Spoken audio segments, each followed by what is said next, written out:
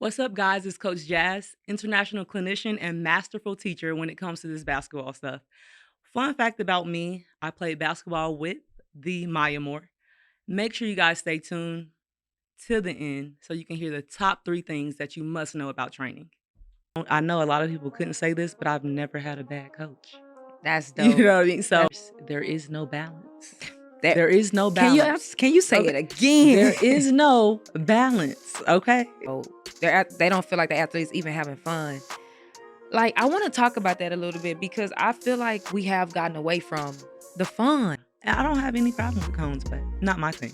Man, I'm like the used cones and no cones, that becomes a real thing online. Sports teach you so much. It does. Like, and some, like as you just said, some athletes don't want to play in college. No. That don't mean that they don't need to be playing basketball. Because right. that was me at first. And after the practice, he literally looked at me and was like, "You should be doing this full time. Wow. You have a gift in doing this." You know, they don't really want to do more than 8 or more than this because you put 20 kids in the gym, there's no way one person can focus on all 20. So let's talk about that. If possible, be the parent first. Like, be the parent first. Even if you are the parent and the coach or the parent and the trainer, make sure they are emotionally healthy. Welcome to It's Just Different podcast, where we bring on people who have been where you're trying to go and or have helped countless athletes get there.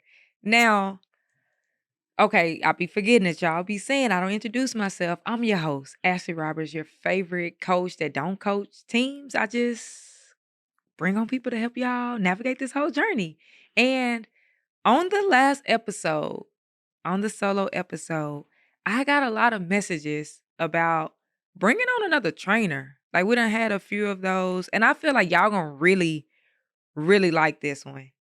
I got my girl, Coach Jazz, from the A. Yes, sir. From the A. All the way.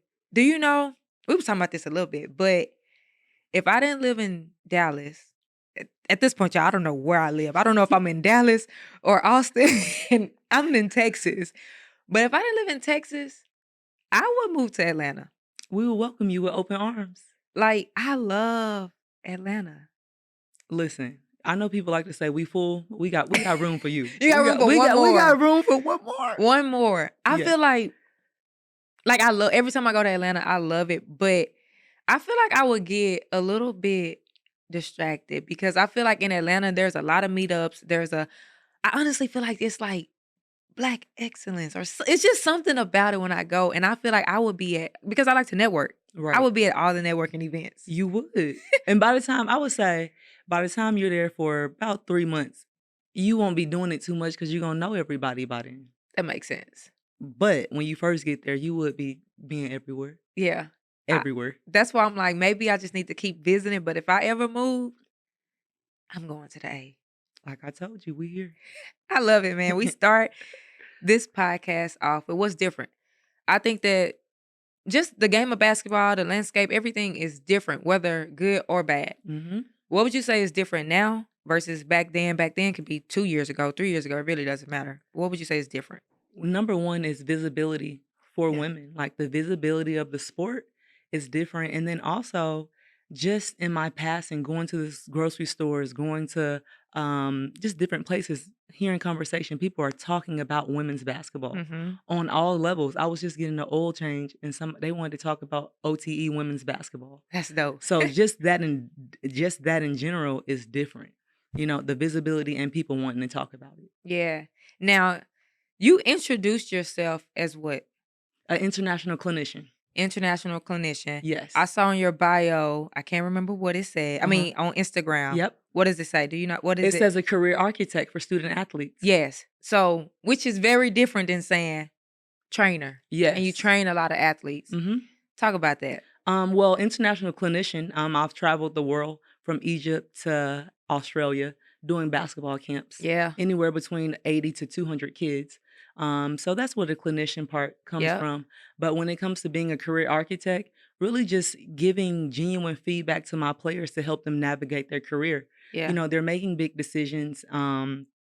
Parents are making big decisions. So just being that listening ear and just letting them know what I think is best for them in different situations. Yeah, and yeah, I know I don't really be doing bios, but they do need to know, like, you also played the game, right? Yes. So you played the game, former college player Yes. and pro Correct. and pro, and then came back and still give into the game. What made you kind of go? What made you want to stay in the game? Well, I would say this is my purpose. Yeah, Literally my purpose. I didn't grow up wanting to be a trainer. I wanted to be a video broadcaster, a news broadcaster. But when I played overseas, I got a chance to work with the younger teams, the younger mhm, clubs, and my coach had me run a practice. mhm. And after the practice, he literally looked at me and was like, "You should be doing this full time. Wow. You have a gift in doing this." And my God given gift is my ability to connect with athletes. And then also my energy that I bring to the table. But I've also had great basketball teachers and coaches along the way. Yeah, I know a lot of people couldn't say this, but I've never had a bad coach. that's You dope. know what I mean? That's So, dope. I've learned how to teach the game through that. Yeah. Mhm. When you say you never had a bad coach, was that parents making the right decisions of who was coaching you or I think that was just how I was lined up the path. I never had to yeah, get pulled from a situation or anything. It was just when I was in high school, I had a good coach. In middle school was a good yeah, coach, so I just happened to be in the right areas and surrounded by the right people. yeah. Mhm. Now you said earlier, obviously going international running camps. Yes. You've been a part of a lot of camps, whether I saw like Steph Curry or Yes. Nike, all these different high level camps. What would you say is one lesson you've taken away from these camps that you apply with your athletes now? One lesson, I would say maintaining the fun of the sport. Like, we Yeah, gotta keep it fun. Yes, we wanna work hard, but we wanna keep it fun. If you can keep it fun and keep the kid engaged, they're gonna learn. They're yeah. gonna learn what you're teaching them and then put it in the game. I'm so glad you said that because I was just talking to a parent on my Mhm. way here Okay. about that. Was like, they don't feel like the athletes even having fun.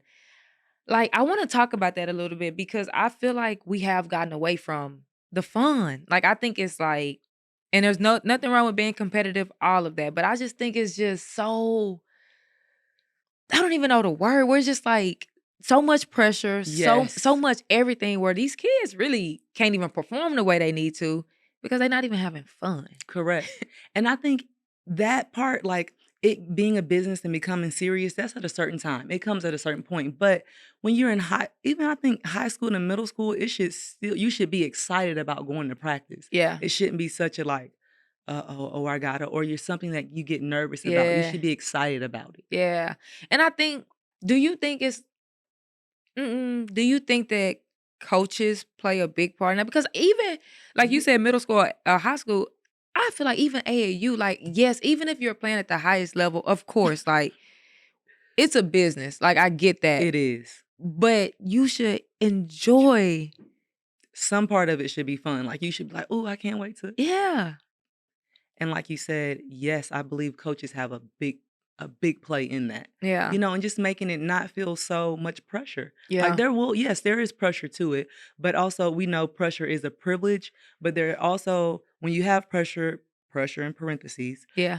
you still can maintain fun. A coach can be strict, but still have a fun piece that they maintain in their culture. Yeah. Mhm. Now we talked about these coaches. We gotta talk to these parents. Like, how do you feel like parents can navigate that or just kind of help their athletes find that balance of like, all right, like we finna get this work in. This is about business, but I also want you to enjoy yourself. Cause sometimes I feel like the parents, it's like you gotta do this, you gotta do that, or you didn't play good and this and that. And it's like the parents can take the fun out of it. Yes.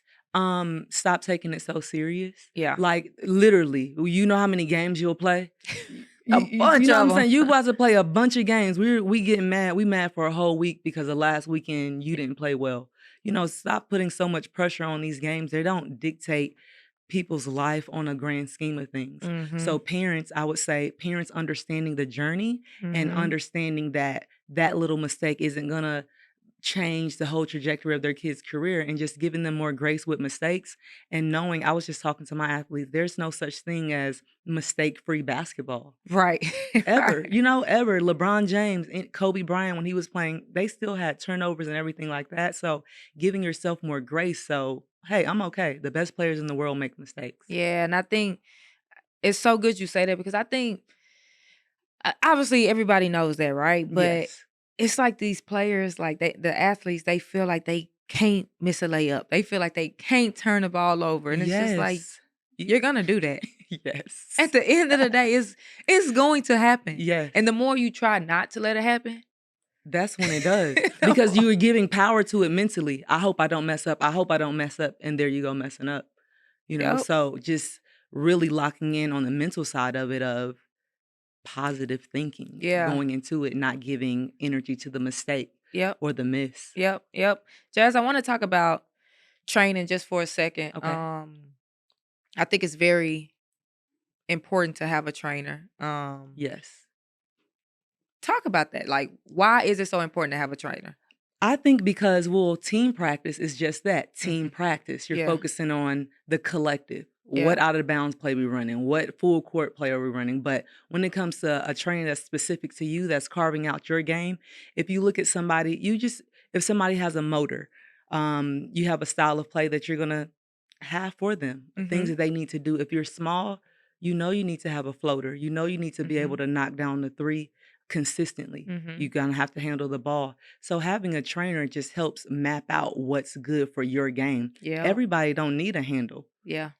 Everybody don't need that. Some people just need a catch and shoot, a loud mouth, and can set a good screen, And right? that's gonna get them an Ex- offer and a scholarship. exactly what they need to be, Yep. right? You know what I mean? So a trainer helps you basically not only discover that, but have confidence in that. Mhm. Like, look, this is what I do. I don't have to be doing all that. This is what I do. This is what I work on. Yep.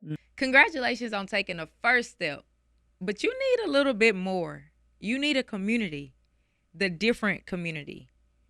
Inside of this community, we got monthly calls, monthly Q&As. I'm bringing in college coaches. I'm bringing in really whoever y'all want to get your questions answered.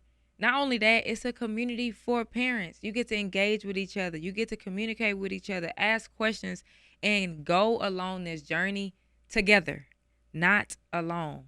Y'all, the community is free for 7 days. Click the link in the description, and I'll see you on the inside.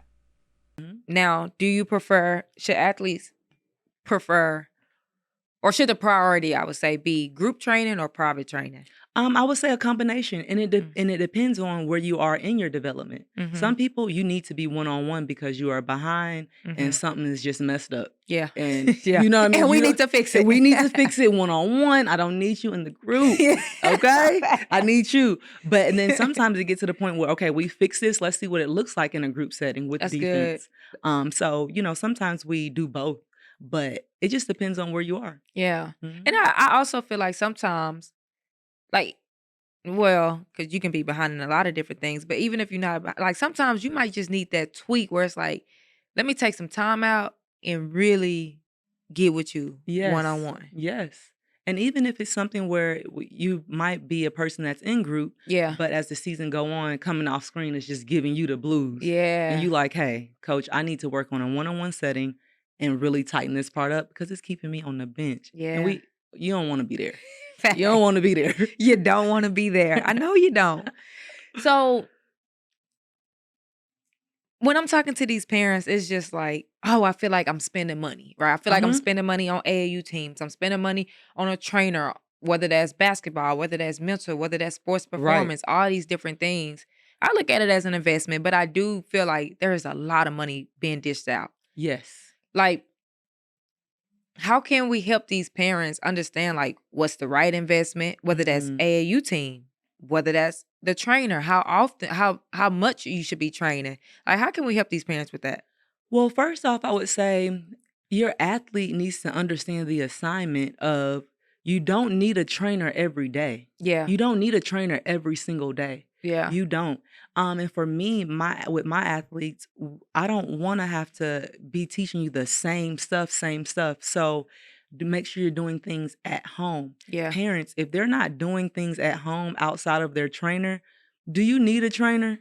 Yeah. Yeah, you're I right. mean, I'm just being honest. If the only time you're training is when you are personally one on one or in a group setting with a teacher, you're not serious. Yeah. So one thing would be, is my athlete serious?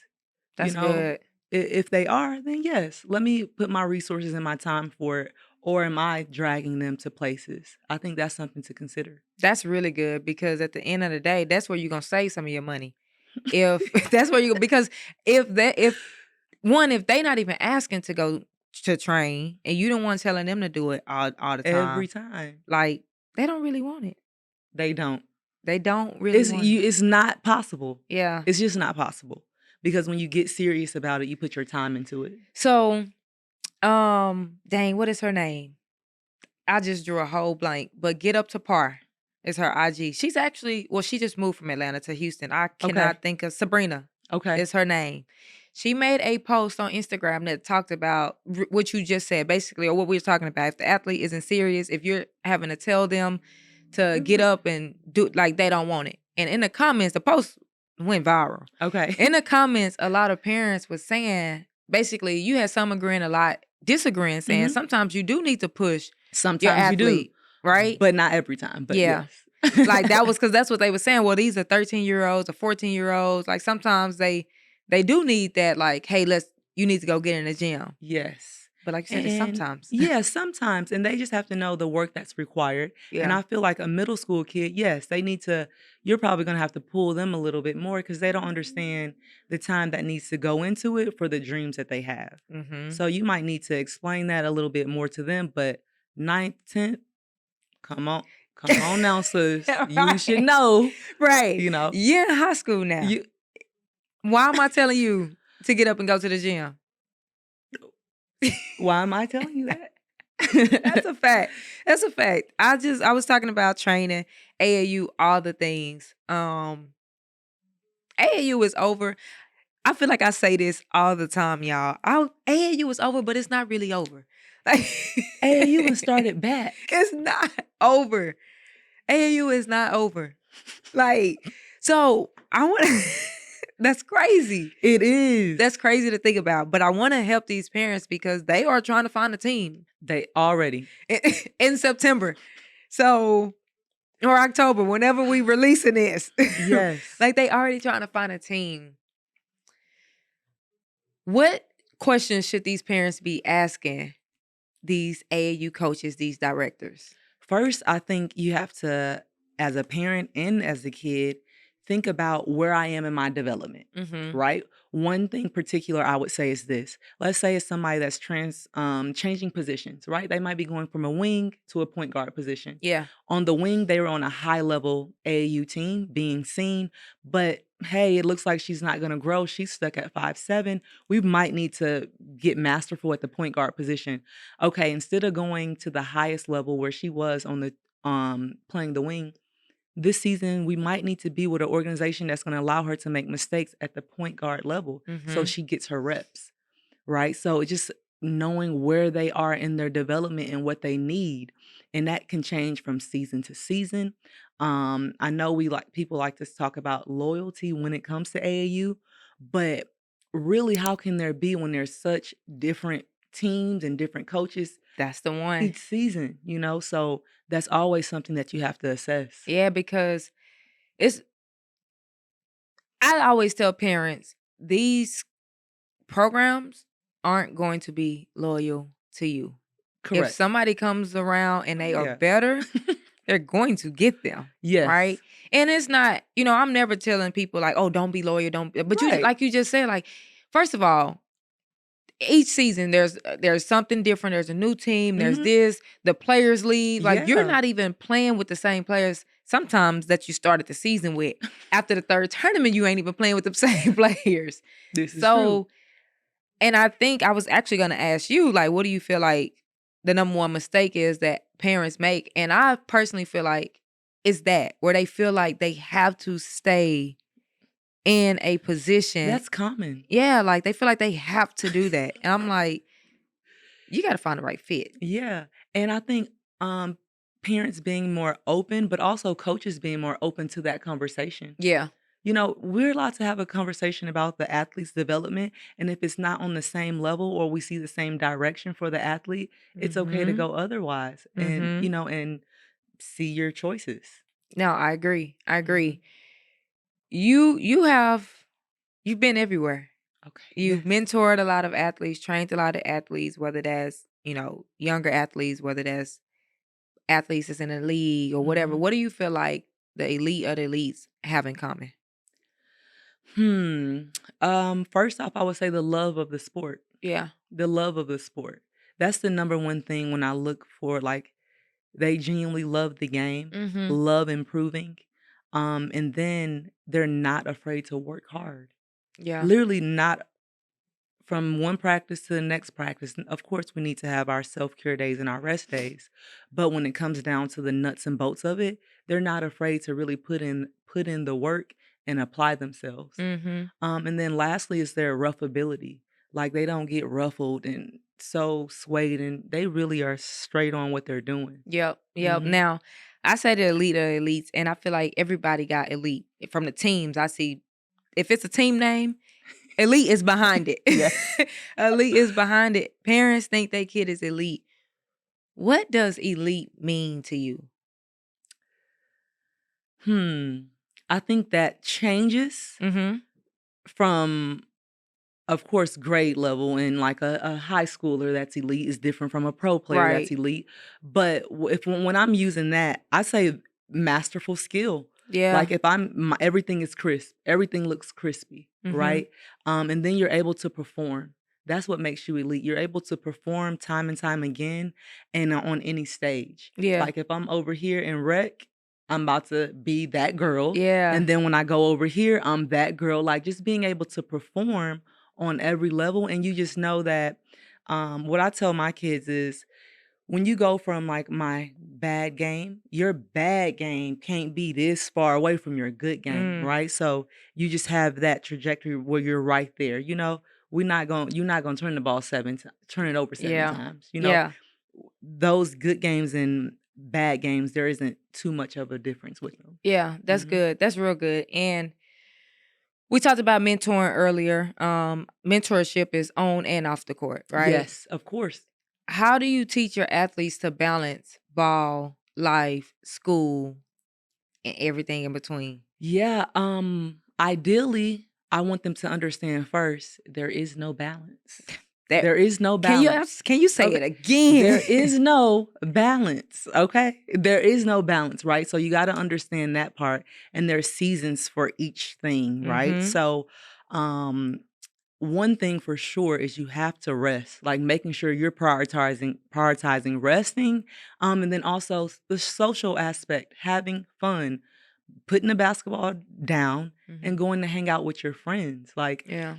of course, you not probably can't do it every week, but at least making sure that you make time for that. You don't want to lose friendships and things like that when you're just for chasing a dream. You want to Mhm. be able to maintain that. Do you believe that athletes should, if they want to be elite, Hmm. should they do multiple sports or should they just focus on one? Well, what grade are they in? High school. That's a good question. High school. Now, if you really for real, why we playing other stuff? Yeah. If you, I'm just, you said you Yeah. wanted to play basketball in college, but you playing flag football. And I'm just saying, like, Facts. you have to see, okay, well, maybe in ninth grade, yes, 10th grade, but if you really want to get serious about something, I think you have to prioritize and sit down and see what it is. Yeah. Mm-hmm. I agree with that. I think that so when I was younger, when I was in like middle school, Mm-hmm. my mama wanted me to play volleyball. Okay. I wanted to run track. And Okay. then obviously I played basketball. Yes. And my daddy was like, no. He was just like, only basketball. And then when I got to high school, my mama still wanted me because my mom was a volleyball player. Okay. So she still wanted me to play volleyball. And I ain't gonna lie, I wanted to play volleyball because of the shorts. I was like, okay, I get to wear some shorts. And my daddy wanted me to run track. And I'm Mm-hmm. like, nah, it's too hot. Like, I'm not doing it. But looking back, You wish you would have played. I wish I would have, especially like freshmen and below. Like, Yes. I wish I would have done multiple Yeah. sports. I feel like the decision year is like sophomore year. Like, you definitely Yeah. need to make a decision, because I'm not sure that colleges want you playing. If they're going to be giving you a basketball scholarship, I'm not sure. Some do, some don't. But if you are, like that. I was just finna say And you now. can do, Yep. but softball and basketball Mhm. or basketball and track. Yes, go for it. Yep. But you don't want to overwhelm. You don't want to overwhelm yourself. Yep. All right. You are about halfway through this episode. Hold on. Let me get a little closer. Let me get a little closer. I need you to do me a favor. I need you to hit the subscribe button. And while you at it, hit the like button. I know I'm asking for a lot. Go ahead and share this with 2 other parents that need to hear this information.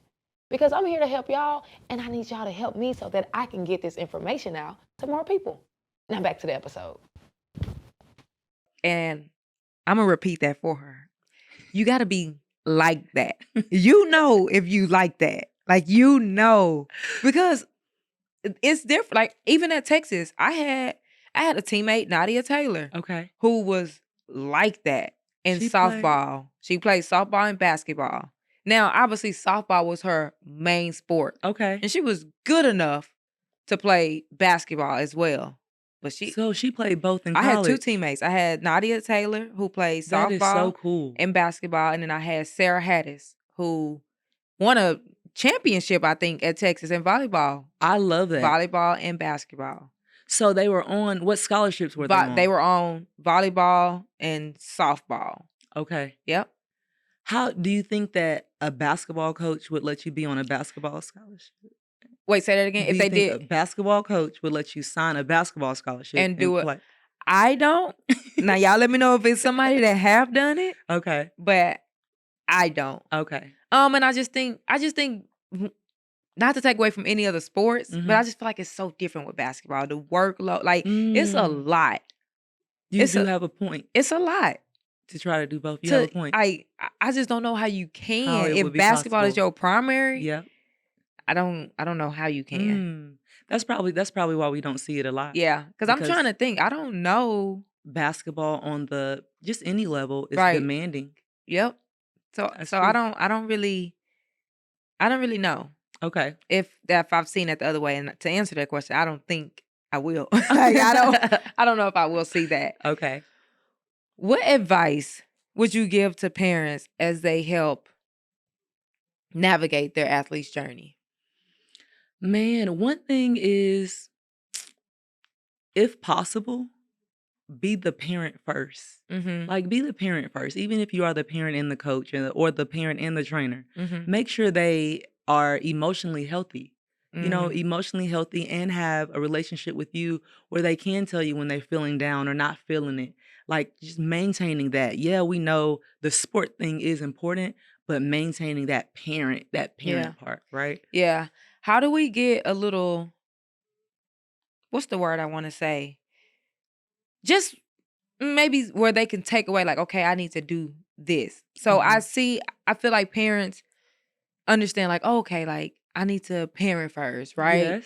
But they don't really realize how they're mentally and like how it's affecting their athletes' mental, how they're emotionally like detached from the situation because of the sport.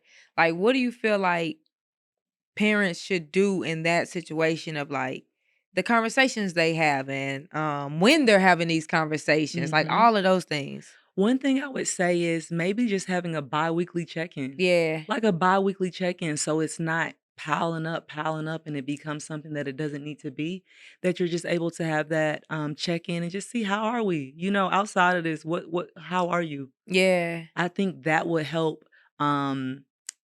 prevent a lot of things from happening because you'll be able to catch it early. Yeah, I agree. I agree with that. You talked about earlier, have you never have had a bad coach? What makes a great coach? Ooh, what makes a great coach? I would say their energy, their love for the game, and their ability to teach. Yeah. Can you teach, right? Of course, you can say, oh, I played, but can you teach? Yeah. Right? Your ability to teach the game, make it fun. I think those are good attributes to have.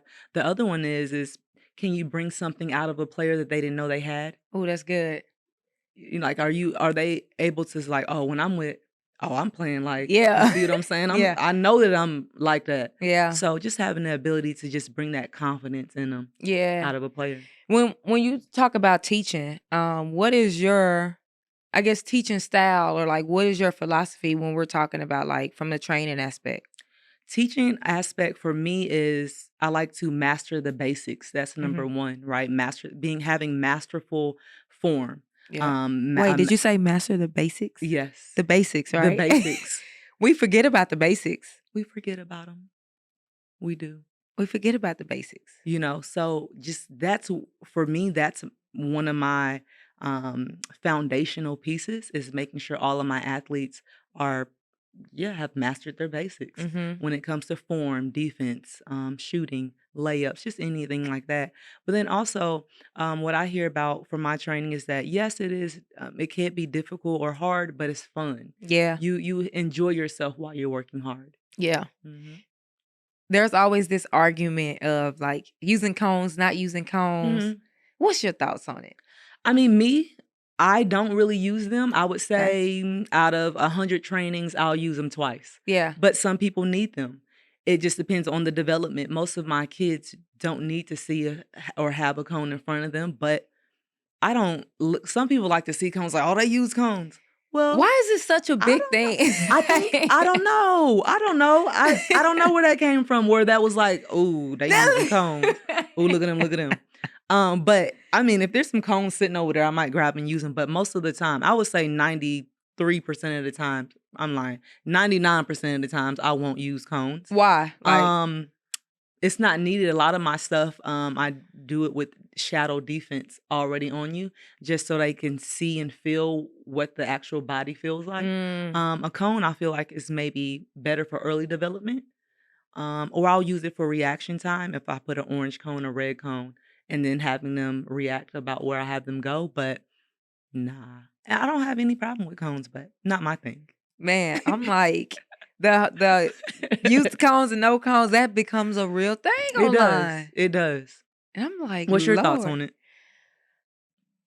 I don't think it matter. Well, I won't say it doesn't matter because I'm a body type of person too. Okay. Like I think I'm a visual type of person, Got right? it. So I'm like, I love a body. Uh-huh. But I also feel like it's benefit to cones. Yes. I Yes. feel like you can get a lot of benefits. I don't know why people be like, don't do this or like either way, but I do feel that a body is, especially at a we talk about elite, at an Mhm. elite level, Yes. like you need to go against somebody. You do. Like you need that real game experience. Mhm. You can't do that with a cone. You Cause what can't. they say, them cones don't move. Them cones. First of all, shout out to Zodrick Green. Because Zodrick, I already know, like, you gonna see one of these clips come out. Zodrick uses the cones Okay. faithfully. Okay. And he will say, I got made down All-Americans from using these cones. And to each his own. Yes. Let's go. Right. Let's go. I feel it. So shout out to you, Zodrick, because I already know He's gonna be he gonna be on me about these cones. I love it. And I'm just like, and I get it. Like, I don't think there's nothing wrong with using cones, but I Right. also feel like being able to bump somebody, like Yes. being able to use the moves against a real body, It's so beneficial. yeah, Mhm. it's different. It is. Like you got to be able to use the body yes. at the end of the day. How often do you feel athletes should go to a trainer? It depends on part of the season. I would say preseason, it depends on your schedule. Mm-hmm. 2 to 3 times a week. In season, at least once. I know a lot of people like to not train in season, which isn't the smartest move. Yeah. Because you still need to, I like to say in season is maintenance, right? Where are you getting the most shots? Mm-hmm. So let's just smash out these spots. Let's get these spots and have you feel comfortable when you're running the plays. What side of the floor are you on? Let's just go ahead and master that. So during the season, training looks different from preseason. So again, preseason 2 to 3 times a week with a trainer. You still need to be touching a ball at least 5 times a week if it's preseason. Right. Doing something, right? Yeah. Even if it's 10 minutes a day, doing something. But in season, it just depends on the athlete. I have had athletes that have to train in season, and then I have some that trains once every 2 weeks. Yeah. Just I would say that's player by player basis. Right. Mhm. Are you in the gym pretty much every day? No. Mm. No. No. No, I'm not. I'm not on the court every day. I'm on the court 3 days a week. Okay. 3 days a week. I'm gonna be adding now. We're getting into the meet before the season starts, so I'm gonna add another day. So I'll be there 4 days a week. But no, I'm not a Yeah. I'm not a I'm not a everyday, all day type of trainer. Got you. Mhm. Curious. I like talking training stuff as well. Yes. What would you say was your biggest challenge just getting into the field of training? Biggest challenge? Yeah. Hmm. I don't think I've had a challenge Okay. with getting into Did with you ever getting like have a challenge like getting like when you first started maybe like Mhm. getting clients or anything or not really? Um No, I would say the biggest challenge is gym space. Yeah. That's the For sure. challenge, For because we sure. all want the gym space from 5 p.m. to 9 And everybody wants p.m. that.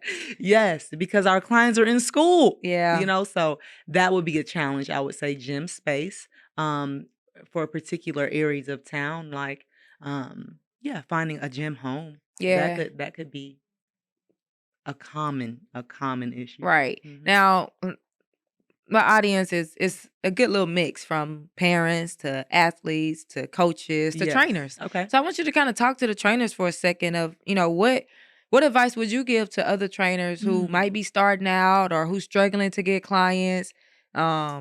Struggling in general. What advice would you give them? One thing I would, if you're getting into training, you should be under someone first.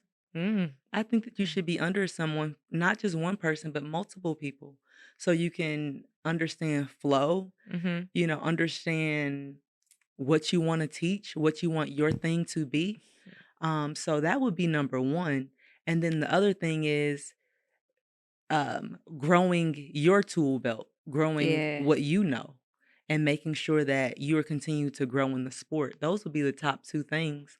And then lastly, don't be afraid of big groups. Like I feel that a lot of people do small group trainings, but don't be afraid of large groups. Of course, there's certain concepts and certain things of how you should run that so that every athlete is getting what they need, but just making sure you are continuing to learn that because you wanna have that in your bag. Yeah. You wanna be able to be comfortable with that. Do you do a lot of bigger groups? Yeah, most of my classes are ranging between 8 to 12 players, Okay. but camps and stuff, those are, larger groups. So, just being able to, because 'cause I've been with some people that are like, "Oh, no, 17 people, I don't wanna be with." Yeah, you can. Yeah. You could do What's the most that you've done like with you by yourself? I did 73 kids in Egypt, With just you. just me. Let's talk about it. So, because that's also another thing where people's like, they don't really want to do more than 8 or more Mhm. than this because you put 20 kids in the gym, there's no way one person can focus on all 20.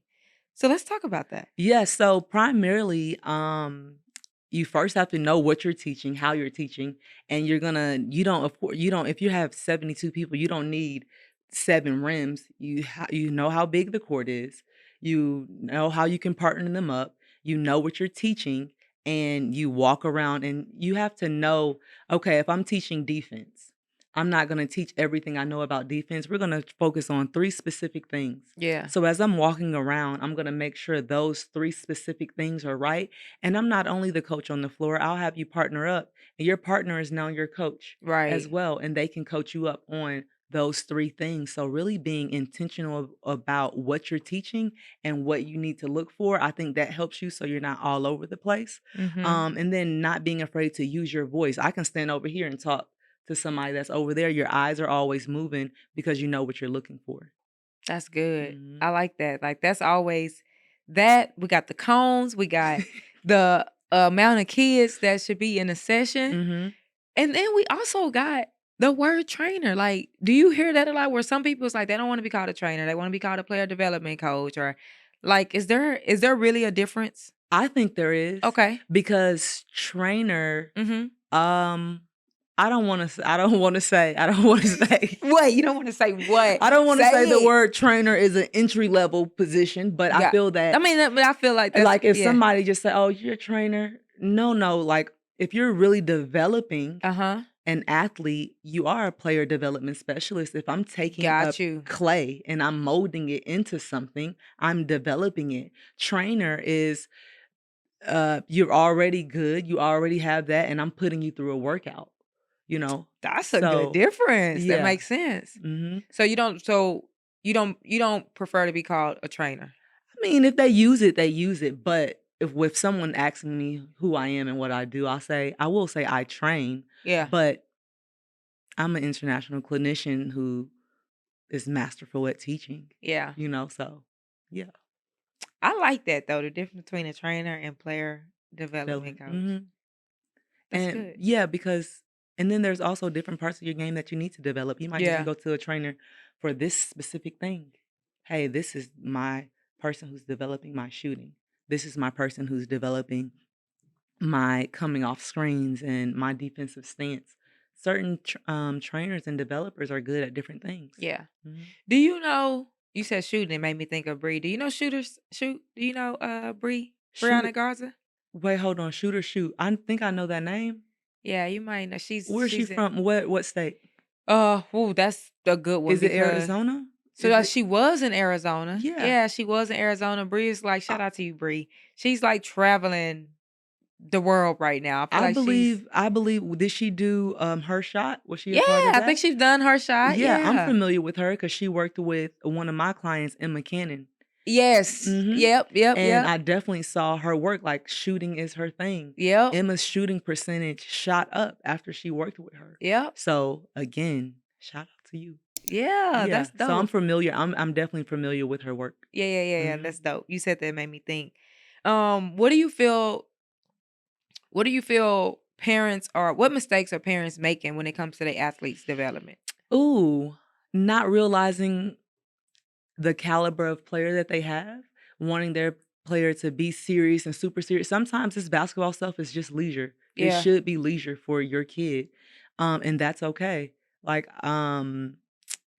putting too much pressure on them to be something that just isn't in their pedigree, Yeah. really, Yeah. and just being able to notice that, and that's okay. Yeah. It's okay to just be a very good high school player. Perfectly fine. I had to grow and be mature in that area. Okay. Like, so before I was doing what I was doing, I had an AAU program. Got it. And I had 13 teams. I had 13 teams, Wow. yeah. And when I first got into coaching, I was on my mindset was if you're playing like if you're not playing to Oh, go you play at want the yeah, I was one of them. Like, why are you playing basketball? if you not If you ain't trying to go to college, what are we doing? Like at this point, get out my gym. Like, what are we doing? you Like, and I had to be mature about it because I genuinely feel like sports teach you so much. it does. Like, and some like as you just said, some athletes don't want to play in college. That No. don't mean that they don't need to be playing basketball because Right. that was me at first. That you know what? What helped me shift that mindset was my time that I spent in Australia. Mhm. And that's where I learned that basketball is a lifetime sport. Because they have mixed leagues, which I loved.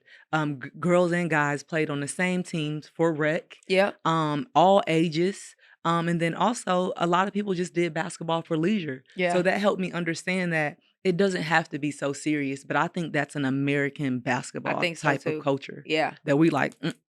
Yeah. And I'm like, and then even like from the parents, it's just like, I'm spending all this money. You like you better go do something with it. But like like and I actually want that to stop because I like a lot of the stuff that I'm doing now, I would not be able to do if it wasn't for basketball. Like the Yes. relationships that you get, like all of that. All my friends are Every single one of my friends is from basketball, okay? Basketball. like So, yes. so I'm glad but yeah, I was literally one of them coaches. Like, Like, what did you what are you doing? if it ain't for real, don't. I don't you're not gonna waste my time.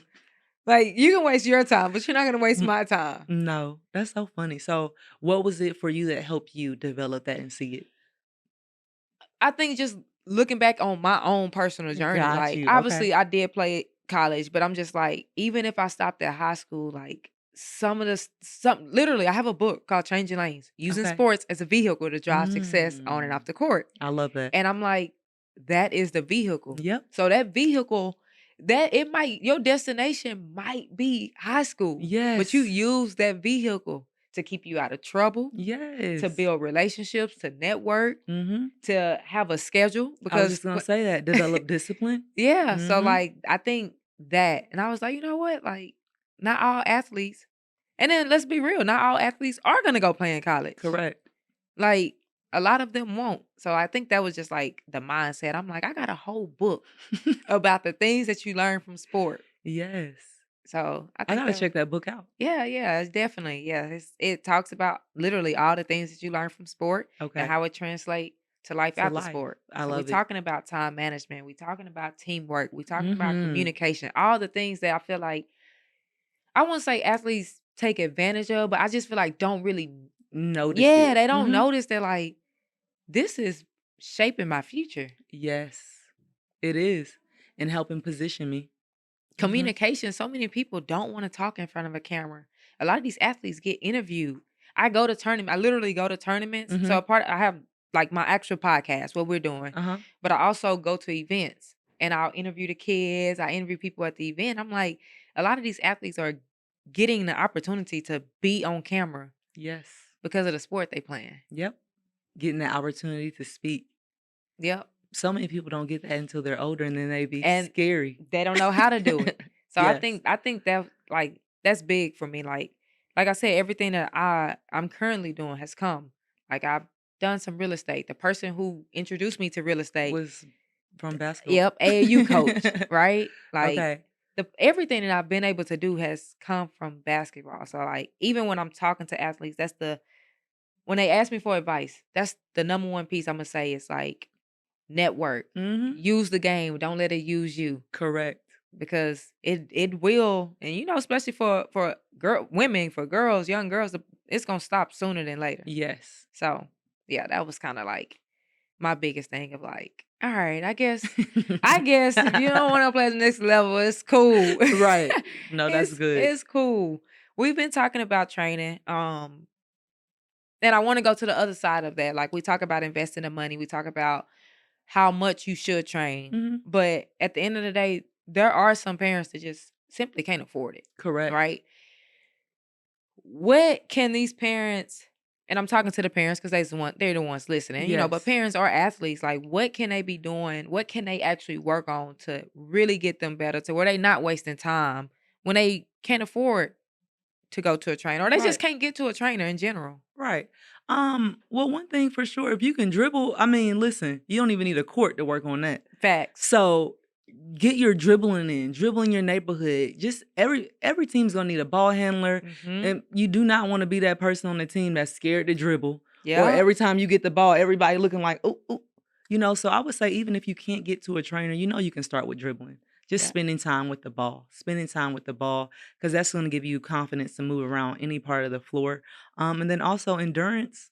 You don't need a trainer for that. Yep. Get your endurance together. Having a motor is a tool. Being able to always have the energy that your team needs defensively and offensively. So those would be two things. And then secondly, maybe going to your coach and asking them, hey, I'm about to work on my game for 2 weeks. What's show me some stuff I need to do. Yeah. So just reaching out and asking questions. Yeah. Hmm. I wanted to get back to, which I feel like it is in some parts, but like we used to go to the rec. We just getting some pickup runs, Yes. like open run, like But we didn't have trainers. that's true. That's true. So we didn't have like we had the time to do that, That's true. you know. Now that you say that, that makes sense. Hmm. That do make sense. But I feel like I just feel like that's I get it. We didn't have trainers, so we could just go open gym. We could, but I just feel like it's something about just the free It play of is. The like, free play is so good. No plays. First off, it's no plays, so you don't have to be thinking about what you're doing, and then second off, it's no identity to you, yeah, right? yeah, It's no, "Oh, she just shoots," or "You just set screens and clap." yeah, You go out there and do what you wanna do at a pickup game, they pick mhm, you up, I'm shooting threes today. yeah, You can really just be free. I think that that's so important in pickup and having the yeah. ability to do that. I agree. I Mhm. agree. Jazz, this episode has been good. Yes, I'm having fun. I knew that this was gonna be good. I knew that this was gonna be good.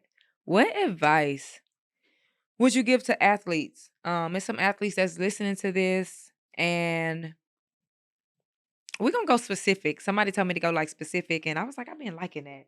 So we're gonna talk to you might talk to like 3 people because I just been loving your advice. Okay, We're gonna let's go. start off with a young 6th grader or below, so maybe a 5th or 6th Okay, let's grader. go. She's excited about basketball. Mhm. Development might not be All the all the way way there. there, but she's interested in learning. Can you look in that camera and talk to her? All right, so you in 5th grade. Listen, great time to start. We right where we need to be. Right now, I need you to watch the game. Watch the game. Who do you like? How do they play? Are they similar in stature to you? You tall and skinny? Let's go find somebody tall and skinny and see how they play. Are they short and fast? Let's find them and watch them. And so we can start to mold our game after somebody that's similar to our body type and our athleticism. And then also let's spend some time with it. Now, if the only time that you train is with me, we not doing this right. Okay? So that's what I would tell I them. like that. I like that. We got a middle schooler. Yes, We got a sir. middle schooler. She's pretty good. She's Okay. pretty good. Everybody's pulling at her. They want her to play with this team and that Mm-hmm. team, and you could do this, and you could play up, or you could play grade level. It's just all over the place. And the parents have never played basketball, so they don't even know. They got an athlete on Ooh. their hands that's pretty good, and they don't know which way to go. I want you to talk to the parent. Mm. Parent, look, I know you don't know nothing about the game. I understand that. But we got to find somebody that do. Because we can't be out here just figuring it out, right? We have to have somebody that can guide us in the right direction and give us the right advice, especially when we got a gym on our hands. We got somebody that can really go and could possibly take this to the next level. So these 2 weeks, let's be very intentional about finding somebody that can help navigate and place our kid in the right place when it comes to team, and also their development. So let's get that person in our pocket. This is awesome. Jazz might have started something because this is good. We got one more. This is our very last Okay, one. okay. 2026. Mhm. She's a senior. Ooh, okay. And she does not have any offers. She wants to play at the next level. And she is just begging. She's praying for somebody to give her an opportunity. Can you talk to that 26? Listen, it's not too late. It's not too late because guess what? We still playing. The season's still going. What we have to do is be realistic. I know you want to go D1.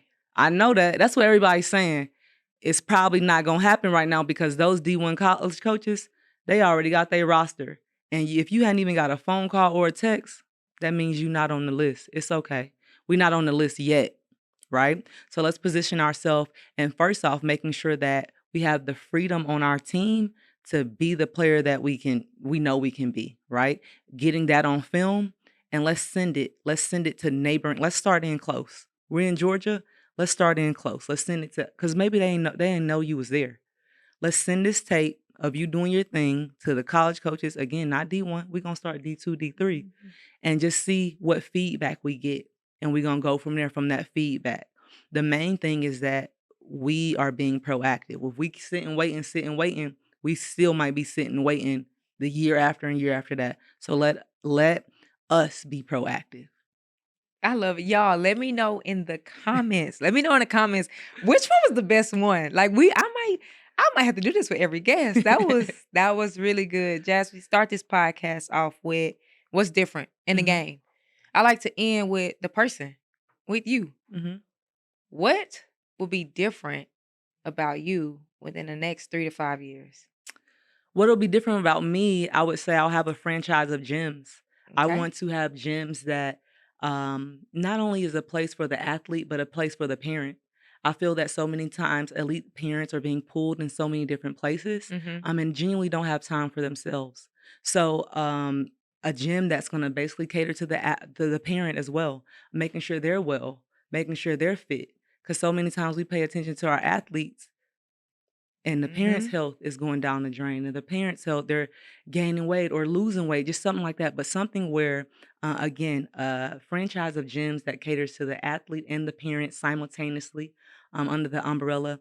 And then also me just continuing to be on tour, impacting players, not just in America, but continuing to be overseas and maintaining the love for the sport and the fun of the game. Mhm. That's what I would say. I love it. This has been th y'all let me know how good this has been in the comments. Listen, make sure y'all subscribe to the channel because y'all watching, but I need you to subscribe. Hit that like button. And you know what Imma say? Share this out with 2 other parents that need to hear this. I need to hear your takeaways. Put your takeaways in the comment section. I'll reply to all of them. And I still need to know which was the best one out of those 3 little scenarios. Let me know what the best one was. If you're not following the Instagram page, I don't know what you're doing. Follow the page. What did you come on now? What are we doing? What are we doing? They probably already are. Yeah. They are. They following already. If you're not, it's just different pie. All right, so remember I said I had those 3 things? Here they are. Number 1, make sure you know what your coach is looking for. If your coach like threes, please don't be on the team and can't shoot a 3. Know what your coach is looking for. The other thing is making sure you're properly hydrated. Sometimes we want to make sure we are working, and not properly fueling. So making sure you're properly hydrated. And the third thing is making sure you go game speed. You don't want to train at a certain speed, and then you get in the game, you get sped up, and now you're looking crazy. So make sure you're training at that game speed so it carries over. Thank you for staying to the very end. For that, I got a gift for you.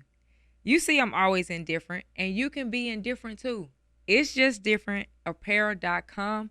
Use code podcast to get 15% off. And if you did not like and subscribe, go ahead and do that.